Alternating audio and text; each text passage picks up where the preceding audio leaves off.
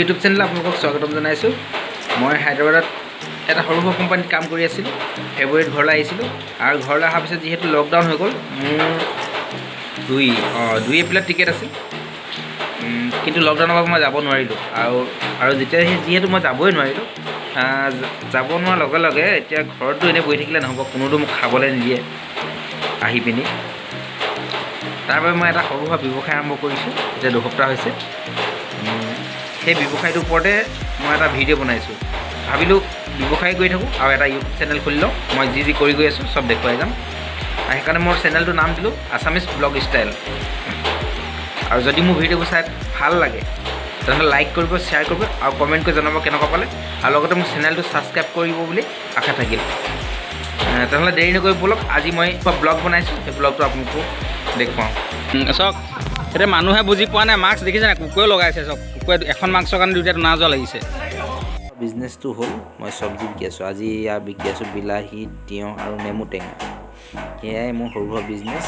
আৰু ইয়াৰ আমি বিকি আছোঁ আমাৰ ষ্টেচন তিনিআলিত, নকছে ষ্টেচন তিনিআলিত মই বিকি আছোঁ।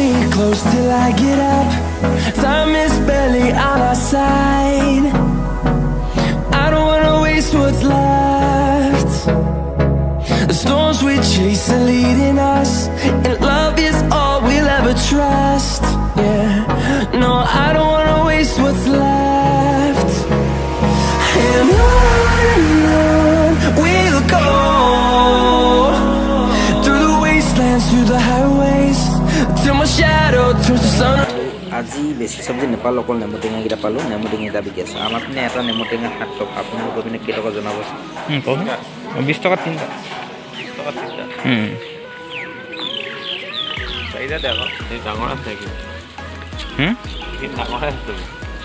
নাই, 4টা ন। চব্জি বিকি থকা অৱস্থাত দেখিলোঁ আমগুৰি ছাইডৰ পৰা ট্ৰেইন আলিদি খোজকাঢ়ি আহিছে। তেওঁলোক ডিপু যাব বোলে। আমি তেওঁলোকক ৰখাই পিনি সুধিলোঁ। তেওঁলোকে 24 ঘণ্টা খোজকাঢ়ি আহিছে, একো খোৱা নাই। তেওঁলোকৰ সম্পূৰ্ণৰূপে অৱস্থা বেয়া হৈ গ'ল। বহুত ল'ৰা খোজকাঢ়িব নোৱাৰা হৈ গ'ল, ভৰি ফুলি গ'ল। আমাৰ ষ্টেচন তিনিআলিত ৰখাই তেওঁলোকক খোৱা বোৱা ব্যৱস্থাটো অলপ কৰি দিয়া হ'ল। কৰি দিয়াৰ পিছত পুলিচক খবৰ দিয়া হ'ল।